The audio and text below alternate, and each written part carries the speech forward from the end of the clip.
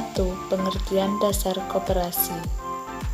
Pengertian koperasi menurut Undang-Undang Nomor 25 Tahun 1992, koperasi adalah badan usaha yang beranggotakan orang seseorang atau badan hukum koperasi dengan melandaskan kegiatannya berdasarkan prinsip koperasi sekaligus sebagai gerakan ekonomi rakyat atas asas kekeluargaan.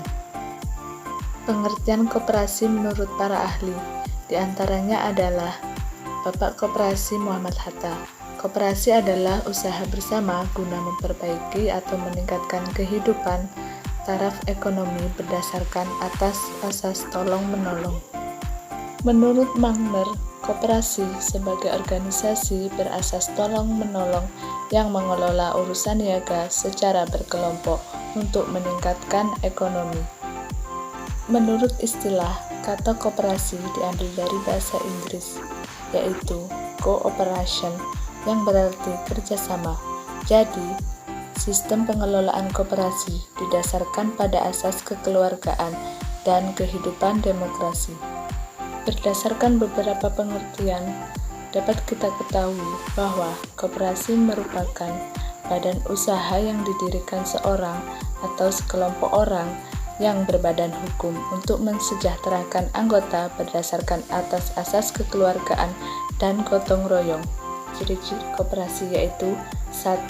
Berdasar asas kekeluargaan dan gotong royong. 2. Mensejahterakan anggotanya. 3. Bersifat sukarela. 4. Berjalan dengan kesadaran anggota. Selanjutnya adalah jenis koperasi. Jenis koperasi berdasarkan fungsinya yaitu koperasi konsumsi, koperasi produksi, koperasi jasa, dan koperasi penjualan atau pemasaran. Berdasarkan tingkat dan luas daerah kerja, yaitu koperasi primer dan koperasi sekunder. Berdasarkan jenis usaha, dibedakan menjadi koperasi simpan pinjam dan koperasi serba usaha. Berdasarkan keanggotaannya, yaitu koperasi unit desa, Koperasi Pegawai Republik Indonesia, Koperasi Pasar, dan Koperasi Sekolah. 2.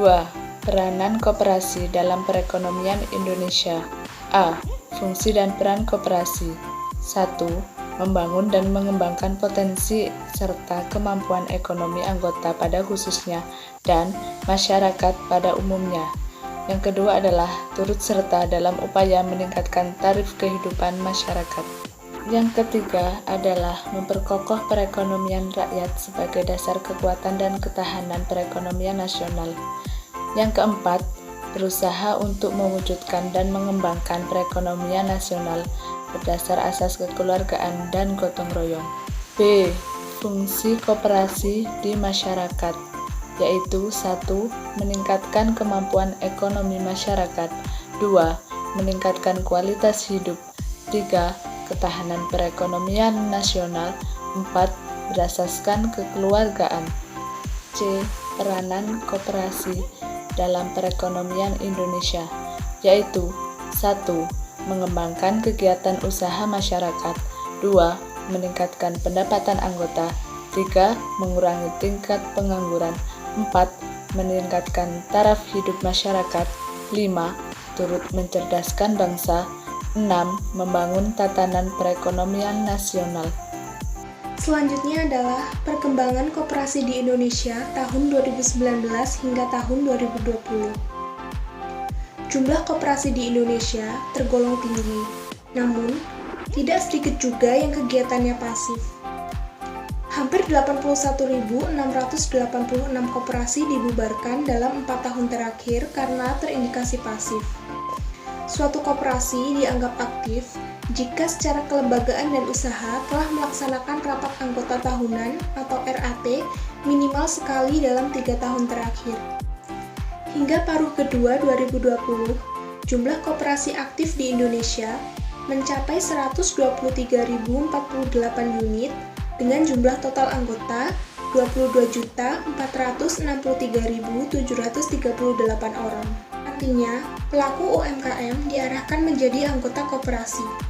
Sebaliknya, anggota koperasi yang aktif saat ini didorong untuk menjadi pelaku UMKM. terutama yang bergerak dalam bidang lini sektor ekonomi unggulan seperti pangan, komoditas, maritim, pariwisata, dan industri pengolahan. Secara spasial, jumlah koperasi aktif di Jawa sangat tinggi, yaitu di atas 10.000 unit per provinsi. Tertinggi adalah Provinsi Jawa Timur dengan jumlah koperasi aktif mencapai 21.757 unit, sedangkan di Sumatera umumnya memiliki jumlah koperasi aktif antara 1.000 hingga 5.000 unit per provinsi, kecuali Kepulauan Bangka Belitung yaitu 631 unit, dan Kepulauan Riau sebanyak 884 unit. Provinsi lain yang jumlah koperasi aktifnya tidak mencapai 1.000 unit adalah Gorontalo, 884 unit, Sulawesi Barat, 837 unit, Papua Barat, 608 unit, dan yang terkecil di Kalimantan Utara, 476 unit. Selanjutnya yaitu kondisi koperasi di Indonesia saat ini. Tidak bisa dipungkiri, usaha mikro kecil dan menengah atau UMKM di Indonesia merupakan salah satu penggerak utama perekonomian. Maka, tak heran jika sektor UMKM terganggu, maka ekonomi nasional juga terganggu. Menurut Badan Pusat Statistik atau BPS, jumlah usaha mikro kecil dan menengah atau UMKM mencapai 64 juta. Angka tersebut mencapai 99,9% dari keseluruhan usaha yang beroperasi di Indonesia. Selama pandemi COVID-19 ini, sektor UMKM lah yang paling terdampak. Banyak dari pengusaha tersebut yang harus gulung tikar karena permintaan jatuh. Kementerian Koperasi dan UKM mencatat setidaknya sejak pandemi terjadi, penjualan di e-commerce naik hingga 26% atau mencapai 3,1 juta transaksi per hari. Oleh karena itu, Kementerian Koperasi dan UKM terus berupaya mendorong dan mempercepat UMKM agar go digital. Program-program pelatihan dan pendampingan terus dilakukan Kementerian Koperasi dan UKM bekerja sama dengan berbagai marketplace besar seperti Shopee, Blibli, Tokopedia, Grab, dan yang lainnya. Alasan kerjasama tersebut, dari 60 juta UMKM yang ada, ternyata baru 13% atau 8 juta UMKM yang hadir dalam platform digital.